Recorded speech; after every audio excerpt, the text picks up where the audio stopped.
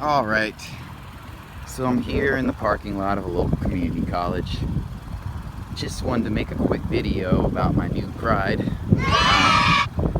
She's a 10-year upgrade from my previous car, which I will show a couple of clips of in my video. But anyway, this is a 2014 Mazda 3. And I really like the car. I'm a single guy, no kids. As you can see, recent purchase from the 16th. You know, I like the back end of the car. It's kind of angry, dual exhaust. Probably need to clean those off and chrome them out. Probably the only thing that I'll do to this car. You know, just got the 2-liter. I don't really think there's a huge difference. You know, in the 2.5 liter, it's 35 horsepower, but I don't even think it's a second on 0 to 60 time. But anyway, I really like the front end of this car. I think it looks like a mature adult car, even though the hatchback is kind of kiddish, boyish, youngish, whatever. But I'm young, so a little bit of a compromise. You know, my old 04, and I'll show you a couple pictures and maybe some video if I have it.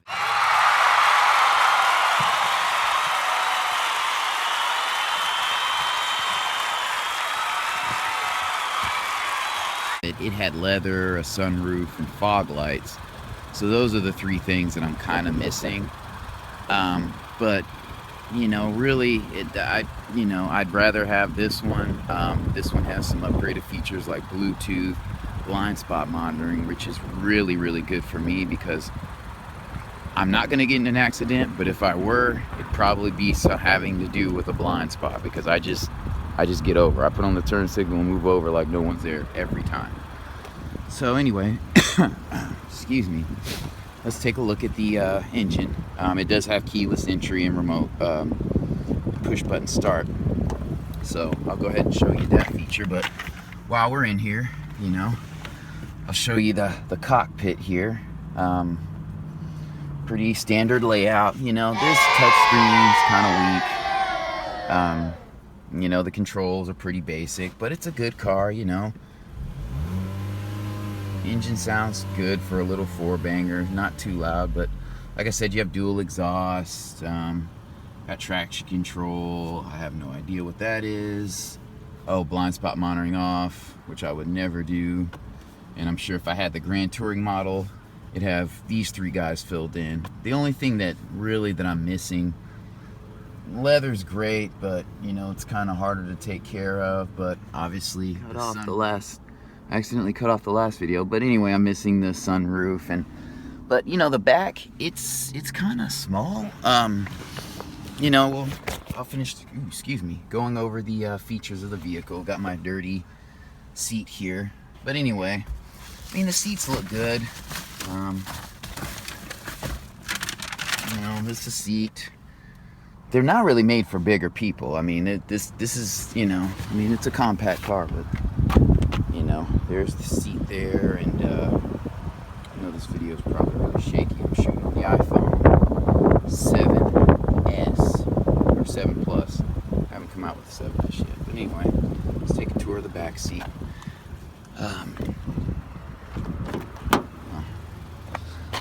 Interesting. Here's the back seat. Not a ton of room.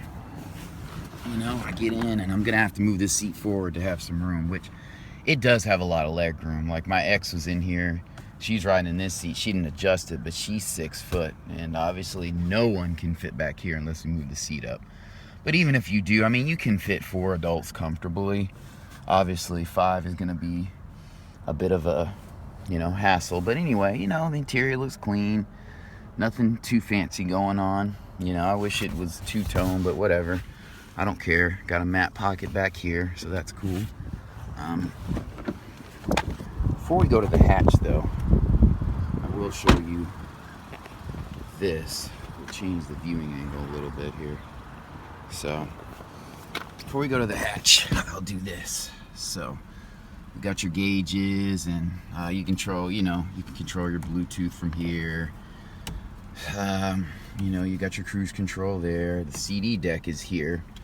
In here you got your aux cables and your USB. Got the classic Polo Blue on deck. It's either going to be that or the Aqua de Gio, or Gio, whatever.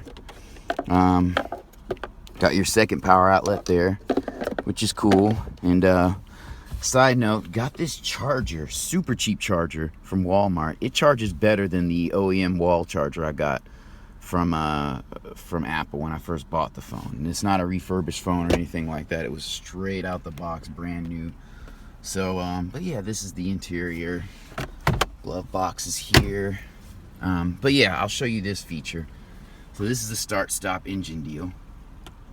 Cut it off. But what's cool about this car is that in all cars with this feature is that if I can find the keys, is you don't have to take them out of your pocket. You really don't. So get out the car. You know, we'll go ahead and lock it. Quick little beep.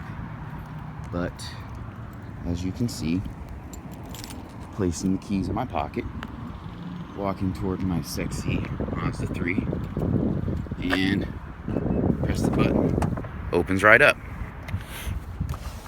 You slide in, just like classic push button start. Put your foot on the brake, come over here, and she starts. And then the Bluetooth automatically syncs up, but haven't had to put gas in it yet. Gets really great gas mileage. Let's see if I've ruined that. I'm averaging 33, about half and half driving, so I'm supposed to get 40 on the highway. Those numbers are always overstated, but I get it. It's a 2-liter Skyactiv. It's a peppy engine. It has enough power. I know I'm sounding old because like my old Mazda 3, which I'll show you, was an 04. It was a 5-speed. And I love driving a stick, but not as an everyday driver. If I had a second car, that'd be one thing. The engine's clean. I mean, I didn't even pop the hood, but obviously most dealers, and I bought this from a dealer, you know, they, we're gonna close the hood here. They take care of their cars, and, you know, they, just making sure my phone didn't cut off, they detail them before they give them to you. And I got this from like the Ferguson Superstore, but I mean, this, you know. And another little side note, the engine's ticking because it's a Skyactiv engine or whatever, but that's just, you know, code for its direct injection, has a high compression ratio. So it's gonna tick kind of like a diesel. All direct injections do that. Not a worry there. It's not loud in the cabin at all, but the front end of this car is beautiful. It's gorgeous. Very aggressive, very adult. And I think this car, you know, is the best looking in the compact car class, just to be honest. And it's like when you see this car 5, 6, 7, 8, 9, 10 years later, you're not gonna say, oh shit, you know, it just looks more refined than a Corolla or a Civic, you know. So I mean, you look like you're 26 in this car and not 16 is basically what I'm going for. I mean, the wheels could be a little bigger. I have 16-inch wheels. My old car, that was another thing, had 17-inch wheels, but honestly, I like the way this car rides. One thing I will say is that this is an I-Touring, and my old one was an S, which was the highest trim level. And that old car, the suspension was tighter. And this car didn't have a ton of body roll at all, but when I'm making turns, it definitely rolls more than my old car, which had 200,000 miles, and it needed a little bit of tweaking in the suspension. So, yeah, I mean, with that being said, the fact that I can tell that this car, and there's a little ding there, came with the car, not worried. But anyway, you know, this is a really good car, but it does not handle as tightly. They made a little bit of a compromise so that the ride would be more comfortable, and that's kind of why I'm cool with having these smaller tires, because, or these smaller wheels, because on my old car, when I first got it, it had like low profile tires on it, and it made the ride even more harsh. And so that was it kind of got old, because I'm living in northeast Oklahoma, and the roads are terrible here. They just tear up your car. You really need a truck or SUV. But one of the last things I'll point out is that this car does have 4-wheel disc brakes. I would never buy a car that doesn't anymore. I mean, every car that I've had since I've gotten out of, you know, college just had four-wheel disc brakes. I think I had a 91 Maxima, and it had that. But here's the here's the back. I mean, it's not that big. The car actually feels smaller than my old car, and a friend pointed that out. A friend of mine, she was like, man, it looks a lot smaller. And it does. I don't, I think the body's more compact, but just looking online, I did a comparison. I mean, these vehicles have about the same room.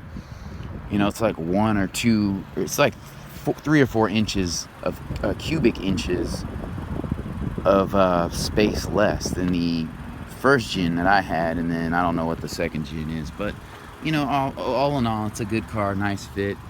I kind of wish it had the shark fin antenna, but who cares? Like the little turn signal light there, that's cool. Fit and finish is really good in the car. You don't hear creaks and all that stuff. And I really like the color. I don't know if you can tell, but it is a metallic red, not a flat red. Definitely a metallic red. I think it's called, I don't know what it's called, but anyway, got to keep that waxed up. But I feel like the wheels look good. I would never again buy a car if I could help it that had steel wheels.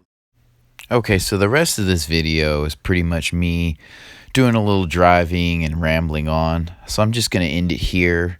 Again, I love the car, and thanks for watching.